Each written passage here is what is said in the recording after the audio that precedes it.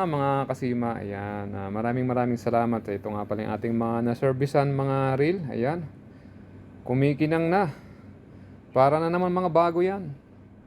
Kung mapapansin nyo, yan, talagang medyo malala ang kanilang mga reel nung dinala dito, talagang putik na, at may mga parts tayong pinalitan. So ngayon ay okay sa all right na naman. Pwede na namang isabak sa gera. Ayan, gas-gas na to. Pero okay na ang takbo niyan. So ayan.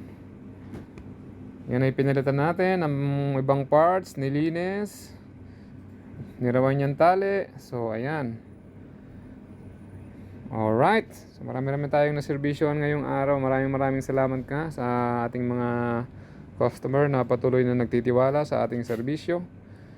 Ayan. So maraming salamat sa inyo. Fish on sa ating lahat. Densky Fishing Team.